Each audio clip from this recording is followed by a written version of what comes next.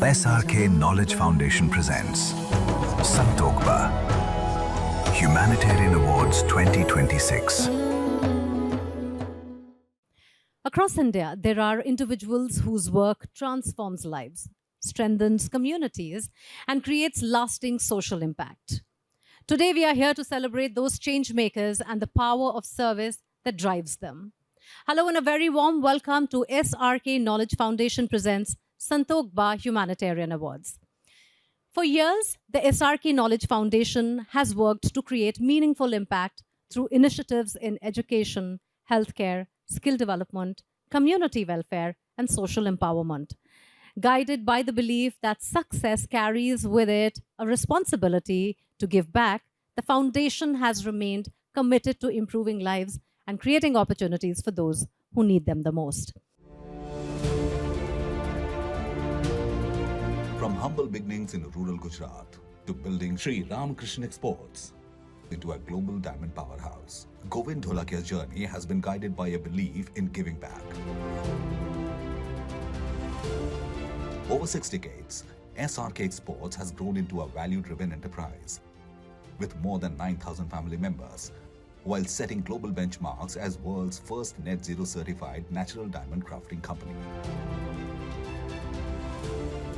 Beyond diamonds, that spirit of service lives on through the SRK Knowledge Foundation.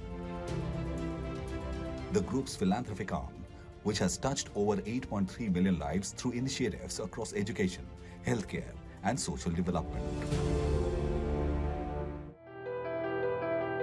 Inspired by the compassion and values of his mother, Srimati Santokba, Govind Dholakia instituted Santokba Humanitarian Awards to honor lives dedicated to service. Over 2 decades, the award has recognized icons, including His Holiness, the 14th Dalai Lama, Ratan Tata, and Sudha Murthy, among others. To take a closer look at the values, vision, and leadership that have shaped this journey, joining us today is none other than Govind Dholakia, founder and chairman emeritus, Sri Ramakrishna Exports and SRK Knowledge Foundation. Govind Kaka is how he is lovingly and respectfully called. Govind काका, आज जब आप अपनी जिंदगी के सफ़र को देखते हैं, जहाँ से आपने शुरुआत की और अब आज इतने लोग आपके साथ जुड़े हैं, लेकिन ये सफ़र आसान नहीं रहा होगा. इस सफ़र के वो कौन से ऐसे पड़ाव हैं जो कि आज आपको सबसे ज़्यादा याद आते हैं? शायद इसलिए नहीं कि उनको आपने बहुत खुशी के साथ सेलिब्रेट किया, या शायद इसलिए कि वहाँ पर लगा कि आगे कैसे बढ़ेंगे, लेकिन फिर कुछ ऐसा हुआ कि आप बढ़ ही गए. नमस्ते बेन, बहुत अच्छा क्वेश्चन किया. मेरे को बोलने का अच्छा चांस मिला. मैं तो छोटा सा गांव, 700 की आबादी, धुरिया गांव, दुधाड़ा, वहाँ मेरा बर्थ हुआ. और वहाँ किसान, खेडूत जो हम बोलते हैं काठियावाड़ी भाषा में, उनका घर पे जन्म हुआ. तो ज़्यादा करके तभी तो खेत में रहने का होता था. हम 5 भाई 2 बहना, मेरा चौथा नंबर. तो जब एक रूम, एक रसोड़ा का घर, उसमें 9 लोग रहने का, खाने का, पीने का, सोने का सब होता था, फिर भी बहुत कंफर्ट था. अभी यंगस्टर को क्या लगता है कि अनकंफर्ट है, तो तभी सब कंफर्ट था. तो भगवान की कृपा से वहाँ से गांव में से मैं आई एम स्टडी ओनली 7, क्योंकि ये जो मेरा बड़ा भाई सूरत आया था डायमंड कटिंग में, मेरे को चाल गोविंदा हीरा घसवा आવું है सूरत का नाम पड़ा तो चलो. तो मैंने बोला मेरे को एग्जाम देने का है, 7वीं का दे दूँ, मैं आऊँ. तो बोला अबे पढ़ने का ही नहीं है तो एग्जाम का क्या काम है. तो एग्जाम के दिए बिना मैं सूरत उनके साथ आ गया. तभी डायमंड कटिंग एंड पॉलिशिंग में खाली 200 लोग थे, 200 वर्कर थे पूरा सूरत में. तभी मैं एक था 200 में से. आज 10 लाख है. तो ये पूरा बढ़ता देखा, सूरत को भी बढ़ता देखा. सूरत में मैं आया तो 3 लाख की आबादी थी, आज 90 लाख, 30 टाइम सूरत। ये भी सब बढ़ते देखा। आज डायमंड कटिंग और उनका तभी 7 करोड़ का एक्सपोर्ट इंडियन गवर्नमेंट इंडिया का आज 23 बिलियन 2 लाख करोड़ का है। तो ये सब दुनिया मैंने देखी, चेंज हो गया। मगर मैं मानता हूँ कि डोंगरेज महाराज जो मेरे को मिले उनके हिसाब से मेरा जीवन बना। तो डोंगरे जी महाराज का जो सेंटेंस है सब मेरे स्वभाव में है, वर्तन में है, वाणी में है। तो उनके हिसाब से आज तक मेरा जीवन बना है। आप बहुत ही ह्यूमिलिटी और मॉडेस्टी से इस बात को कह रहे हैं, लेकिन ये ज़रूर है कि उस टाइम पे इतना बड़ा साम्राज्य खड़ा करना और वहाँ तक पहुँचना अपने आप में कोई बहुत आसान बात नहीं है। कहते हैं कि फिलैंथ्रोफी या सोशल सर्विस या कम्युनिटी सर्विस एक आदमी के डीएनए में होती है। अमीर से अमीर आदमी जो है ना, वो देने में विश्वास नहीं रखेगा, और एक आदमी जिसके पास उतना पैसा भी नहीं है, अगर उसमें वो स्पिरिट है तो उसको जितना मिलेगा वो उसको आगे बढ़ाएगा। और जो लोग ऐसे टाइम को देखकर ऊपर आते हैं जहाँ स्ट्रगल हुआ है, तब आपको और ज़्यादा लगता है कि आप किसी न किसी तरह उस कम्युनिटी का हिस्सा बनकर उसको प्रमोट करें। और आपने तो बहुत बहुत सारी चीज़ें करी हैं, समुदाय विकास है, शिक्षा है, स्वास्थ्य है, स्किल बिल्डिंग अब जो और हो रहा है। कौन सा वो टाइम था जब आपको लगा कि अब मुझे इसको एक ऐसे लेवल पे लेके जाना है कि अब मैंने कर लिया है और अब मैं ये फाउंडेशन शुरू करना चाहता हूँ? क्योंकि अब तो CSR का ज़माना है, 2% 3% करके लोग जो हैं पीछे हट जाते हैं, लेकिन आपका परसेंटेज तो डबल डिजिट में है। तो व्हाट वाज दैट मोमेंट जहां आपको लगा कि अब ये फाउंडेशन जो है इसको हमें थोड़ा और पुश करना है? देखो बहन जी, ज़्यादा करके ये क्वेश्चन सबके मन में होते हैं। मैं तो जब मोटिवेशनल प्रोग्राम में जाता हूँ सब लोग यही क्वेश्चन पूछते हैं, मगर मैंने कभी भी मुंगेरी लाल का सपना नहीं देखा। तो डोंगरे जी महाराज का एक सेंटेंस है, यू पास्ट फॉरगेट, क्यों जो हमारे भूतकाल हमारे हाथ में आने वाले उसको भूल जाओ, you don't worry for future. तो भविष्य कोई चिंता मत करो, मगर लाइव जो वर्तमान है उनको सुधार लो। आज जो हमारा हाथ में समय है उनको सुधार लो। और डोंगरे जी महाराज का एक सेंटेंस था उसमें कि जिसका वर्तमान अच्छा होता है उनका फ्यूचर अच्छा ही होता है। तो मैं तो चलता गया, कारवा बनता गया। मैं सबको बोलता हूं कि अगर एक हमारा मित्र था, हम दोनों बात करते थे कि हम 50 साल पहले अगर भगवान, हम ऑफिस में बैठे दोनों, साक्षात भगवान आ जाता और बोलते बेटा बच्चा मांग मांग क्या मांगता है, तो भगवान साक्षात आवे, फिर भी जो हम नहीं मांग सकते थे वो आज हमको मिला है। क्यों? कि तभी आया जब भगवान आया थी, टीवी नहीं था, मोबाइल नहीं था। अगर जो तरत भगवान से मांगा होता तो आज टीवी और मोबाइल के बिना तो रह जाते। तो इतना तो छप्पर फाड़ के तो भगवान ने दिया। तो डोंगरे जी महाराज का एक सेंटेंस था, प्राप्त स्थिति में संतोष उनका नाम भक्ति। तो जो स्थिति अभी प्राप्त है आज हमारी पास है उसमें आनंद, उनका नाम भक्ति। ये मेरा जीवन है। बहुत बढ़िया। जो ये अवार्ड्स हैं ये संतोष बा के नाम से हैं। उनके बारे में और उनकी वैल्यूज़ के बारे में जब आप सोचते हैं तो कौन सी वो चीज़ें हैं जो आपको सबसे ज़्यादा प्रभावित करती हैं? ऐसा है कि मेरा मदर, जो हम उनको सब अच्छा मम्मी बोलते हैं, हम वो टाइम पर बा बोलते थे, और फादर को दादा बोलते थे। तो बा और दादा से ज़्यादा करके सीखा। सब लोग सीखते हैं क्योंकि बच्चे 20 साल तक उनका पापा क्या करते हैं ऐसे ही करते हैं, मम्मी क्या करते हैं ऐसे ही करते हैं। तो मेरी जो बा था वो लागणी का अवतार था। सा लागणी सा इतना दयावान, इतना दयावान। और डोंगरे जी महाराज का एक सेंटेंस है कि उदारता का इतिहास होता है, लोभिया का नहीं होता। तो मेरी मम्मी बहुत उदारता का अवतार था, तो उससे मैंने उदारता सीखी। तो और मेरा पापा था, ये बहुत सत्यवान था, ऐसा सत्यवान था कि झूठ क्या होता है उसका जीवन में मालूम ही नहीं। एक बार मूंगफली पकी, तो मूंगफली लेने के लिए व्यापारी गांव में घर पे आते हैं, उसको मूंगफली ले ली। बाद में मेरा दादा ने बोला कि ये थोड़ा मेरे पास जो मूंगफली का रिजेक्शन है, उनका क्या तू भाव देगा? वो व्यापारी ने बोला, ओ काका, आपने वो अलग रखा है, पूरा गांव में तो सब अंदर ही डाल देते हैं, तो आप एकदम अच्छे हैं तो मैं वही भाव में ले लूंगा, मैं कम नहीं दूंगा। तो ये उनकी सच्चाई कि इतना भी वो झूठ नहीं करते थे। तो ये हमने जो सत्य का पाठ था वो फादर से सीखा, लागणी का जो पाठ उदारता का था वो मम्मी से सीखा।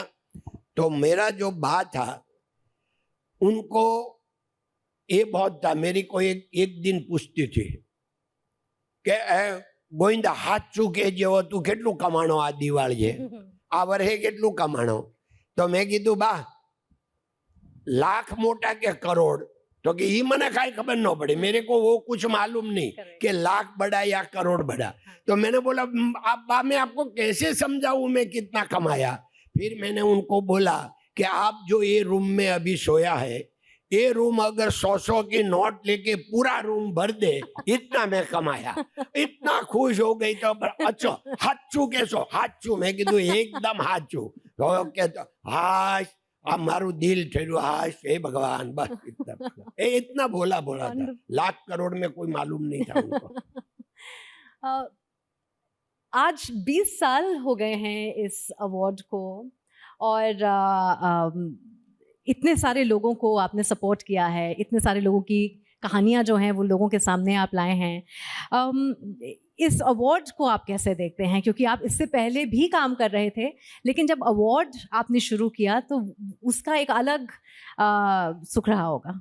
नहीं, अवार्ड तो ऐसा कि मैंने जब मेरा बात धाम में गया तो बाद में हमने सोचा कि उनका नाम अगर अमर करने का है तो मैं कैसे करूं। तो मैंने सोचा कि कोई यूनिवर्सिटी बना ले, स्कूल बना ले, तो एक गांव में, शहर में, राज्य में इतना उनका नाम रोशन होगा। मगर पूरा विश्व में उनका नाम रोशन करने का है तो क्या करूं? तो तभी सोच के कोई सही हमारा जो फ्रेंड सर्कल है सबने बताया कि अगर आप अवार्ड शुरू करो, अगर अवार्ड चल जाए तो उसका नाम विश्व भर में प्रख्यात हो जाए। चले नहीं चलो तो बा जो मेरा बा है उसका तप का आधार पर रहता है। तो अपने मनुष्य यत्न ईश्वर कृपा, तो अगर ईश्वर की कृपा होगी तो वो सफल होगा। यही सोचकर हमने 2006 में ये संतोष बा मानव रत्न अवार्ड के जो मानव है, जो मानस है, मानस कौन है, बस मानव के लिए अपने अवार्ड शुरू किया। मानव का उनको रत्न नाम दिया, मानव रत्न। इस साल एक नई कैटेगरी इंट्रोड्यूस की गई है जो कि सोशल एंटरप्रेन्योर की है, कि जो लोग बिजनेस इस हिसाब से कर रहे हैं कि जिसमें पैसा भी कमाया जा रहा है, लेकिन जो प्रोडक्ट है, जो सर्विस है, जो काम जिस तरीके का हो रहा है वो ह्यूमैनिटेरियन है, वो उन लोगों के लिए है जो कि आपके समाज में रहते हैं। जब ये अवार्ड की चर्चा हो रही थी तब किस टाइप का डिस्कशन हो रहा था, और आपने क्यों सोचा कि एंटरप्रेन्योर्स जो हैं अब उनको भी इस फील्ड से जोड़ना चाहिए? भाई अभी क्या है, स्टार्टअप का जमाना है और माननीय श्री नरेंद्र भाई भी स्टार्टअप को इतना महत्व देता है। ये विकास का एक पहला पगथिया जो स्टार्टअप होता है, तो उसमें जो स्टार्टअप जो करते हैं बाप सफल तो हो गया भाई। जिसके पास लाख करोड़ है ये तो 5 लाख करोड़ बना सकते हैं, मगर जिसके पास 10 रुपया है वो कैसे 100 बनावे, ये महत्व का होता है। स्टार्टअप का वही कारण होता है तो ये स्टार्टअप वाले को भी थोड़ा महत्व दे और उनको भी ज्यादा करके सपोर्ट होवे तो उनको देख के पूछा युवान यंगस्टर का और राष्ट्र का और विश्व का अच्छा होवे, ये सोच है। आजकल तो वैसे ये भी कहा जा रहा है कि अब सोशल एंटरप्रेन्योर नहीं बोलना चाहिए, एक एंटरप्रेन्योर की जिम्मेदारी ही है कि वो एक सोशल एंटरप्रेन्योर हाँ कि जो काम कर रहा है वो केवल पैसे कमाने के लिए ना हो और इसलिए भी हो कि बाकी और लोगों को भी उससे वो मैं मिल जाए। सुधार करूं, पैसा कमाने के लिए तो होता है मगर अकेला पैसा कमाने के लिए नहीं, हाँ। राष्ट्र भावना से हाँ। वो कुछ देने का उदारता के साथ। जब हम विरासत की बात करते हैं, लेगेसी जैसे बहुत लोग होते हैं और मुझे लगता है कि लेगेसी जो है कई लोग सोचते हैं कि केवल पैसे से ही मापी जाती है, वो भी एक तरीका है, लेकिन एक आपकी जर्नी में जहां आपने बहुत तरीके का समय देखा, अंधाधुंध सक्सेस भी देखा, लेकिन आज अगर आप संतोख बा के नाम से जो अवार्ड चल रहा है वो उनकी लेगेसी को सपोर्ट कर रहा है, आप अपनी लेगेसी को कैसे देखते हैं? नहीं, डोंगरे जी महाराज बोलते थे कि पैसा ही सुख देता है, इससे कोई झूठ बड़ा है ही नहीं। पैसा ही सुख देता है, ऐसा पैसा सगवड़ता देता है। पैसा एक साधन है, वो साध्य नहीं है। पैसा है तो हम कार लिया तो यहाँ आ सकते हैं, मगर अगर कार नहीं है तो हम रिक्शा में भी आ सकते हैं। तो जीवन तो इसमें कोई फर्क नहीं पड़ता है, मगर जो साध्य है, जो मोरालिटी है, पर्सनल वैल्यू है, क्यों के मोरारी बापू ने कथा में बोला था कि आप संपत्तिवान तो बनो मगर इसे जो मूल्यवान बनो, ये बड़ी बात है। संपत्तिवान तो बराबर है मगर मूल्यवान बनने का, तो ये जो मूल्यवान बनने का है, मूल्य खड़ा करने का है, वो राष्ट्र के लिए, विश्व के लिए, ये बड़ी बात है। तो कोई भी अच्छी बात है उसको कैसे बढ़ावा मिले, ये हमको देखने का है, कहाँ कोई भी क्षेत्र में। एक बड़ा इंटरेस्टिंग पॉइंट आपने कहा, be wealthy but also be valuable, कि आप जो है पैसा तो आप कमा रहे हैं लेकिन वो पैसे के साथ साथ एक मान भी होना चाहिए और आपका आप और कितने लोगों को साथ में लेके चल रहे हैं। इस बार आपके अवार्ड्स में जिन लोगों ने काम किया है उन्होंने कितनी हजारों लाखों लोगों की मदद करी है। लेकिन आज जो ये थोड़ा सा जो ज़माना बदल रहा है, लोग जो हैं बहुत सेल्फिश हो गए हैं, सेल्फ सेंटर्ड हो गए हैं। जनरेशन जो आज की आ रही है वो अपने आप को बहुत आगे रखती है। ऐसे दौर में आप पहले तो मैं ये जानना चाहूँगी कि आपने ये बदलाव देखा है लोगों में कि पहले ज़्यादा एक कम्युनिटी की फीलिंग थी और अब वो कम है, और अगर ऐसा हो रहा है तो उसको किस तरीके से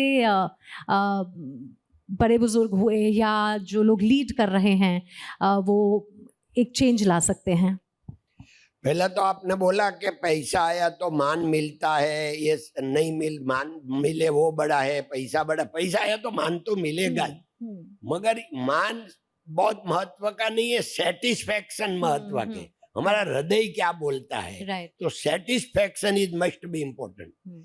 दूसरा जो आपने बोला कि अभी जमाना बदल रहा है, आपको दिख रहा है भाई, जमाना करोड़ों साल से बदल रहा है। जो 10,000 साल पहले था वो 1000 साल पहले नहीं था, 1000 साल पहले था वो 100 साल पहले नहीं था, 100 साल पहले था वो 10 साल पहले नहीं था, 10 साल पहले जो था वो आज नहीं है। मगर ये जितना जमाना बदलते वो अच्छा हो जाता, खराब हो जाता नहीं रहे, अच्छा हो जाता है, अच्छी की तरह उनकी साल है।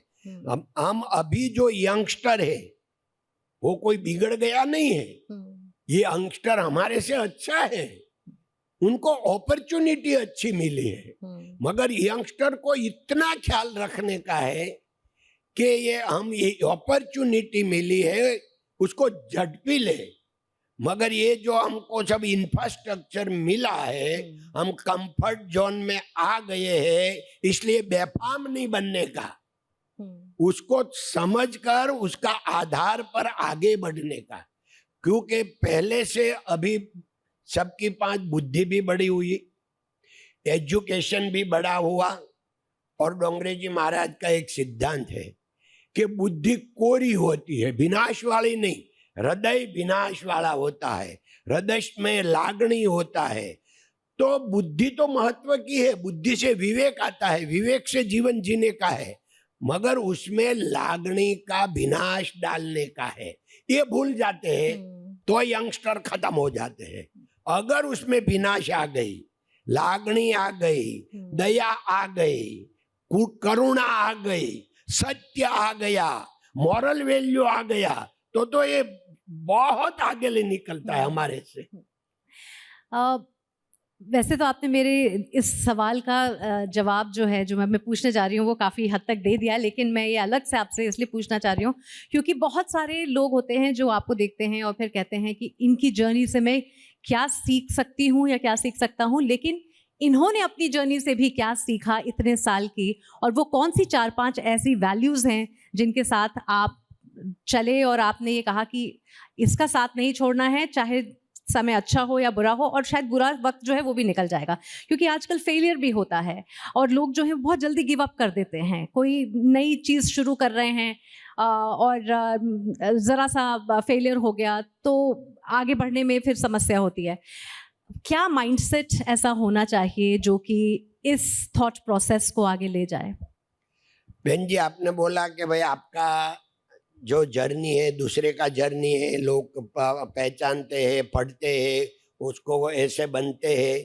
देखो कि ये डोंगरे जी महाराज का एक सेंटेंस है, दुनिया को सुधारने की भांगजड़ में मत पड़ो। दुनिया तो सुधरी हुई है क्योंकि भगवान ने बनाई है, आप खुद सुधर जाओ तो दुनिया सुधरी हुई है। तो ऐसे ये लोग को, जैसे यंगस्टर को सब कुछ मालूम है और आपने बोला कि उनको 2, 3, 4 ऐसा पॉइंट दे दो, तो देखो कोई जिसको सुधरने का है वो तो आपस में रोड पर चले जाए, बोर्ड वांचते भी उसको आगे बढ़ जाता है। बाकी साक्षात भगवान आके बोले ने फिर भी नहीं मानता, उनका भाग्य में नहीं होता। तो इसमें अपने को उसको राय देने वाले कौन है? फिर भी आपने पूछा है तो मैं इतना बोल सकूं कि कोई भी यंगस्टर को आगे आने का है तो 3-4 पॉइंट बहुत ध्यान रखने जैसा है कि एक तो कभी भी सत्य को नहीं भूलना नहीं, सत्य से ही आगे बढ़ने का। सत्य बड़ी जड़ी बूटी है, वो धीमी स्लो चलती है मगर एकदम स्ट्रांग चलती है। सत्य, मॉरल वैल्यू 2 कभी नहीं भूलना चाहिए।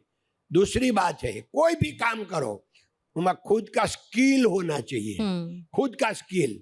अभी मैं डायमंड के में सफल हुआ, अब मैं टेक्सटाइल का काम करूं, मेरे को आता नहीं तो मैं नहीं भी सफल हूं। तो मेरे को अगर टेक्सटाइल का करने का है तो पहला 1, 2, 3 साल का ट्रेनिंग लेना पड़ेगा, बाद में आई कैन, मगर मैं पहले देखा देखी में कुछ नहीं करने का। तीसरा है कि कभी भी मत सोचना कि दुनिया क्या कहेगी। भाई क्या ये दुनिया में सबसे बड़ा है रोग, क्या कहेंगे लोग, ये तो रोग है।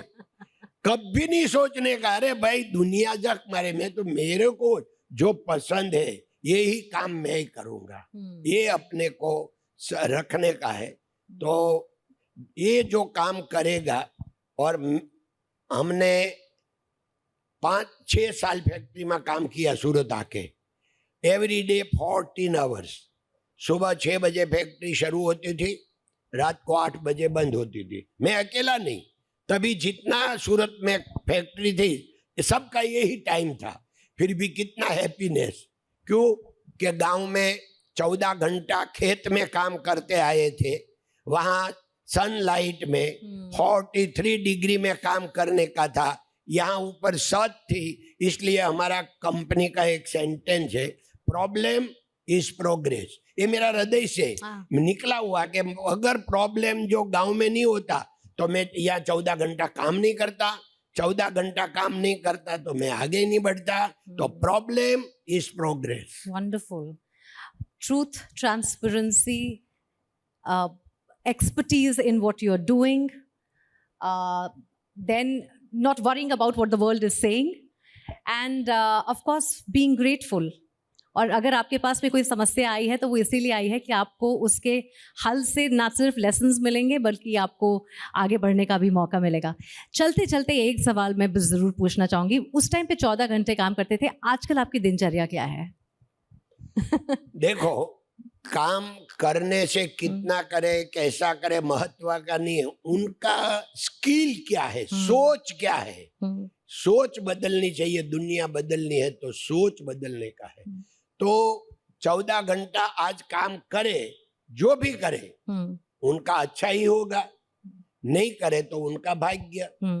कोई देखो, आज मैं ऐसे बोलूं कि 14 घंटा सब कारीगर को मेरे को जिसने आने मेरा स्टाफ को 14 घंटा काम करना पड़ेगा तो सरकार मेरे को जेल में डाल दे.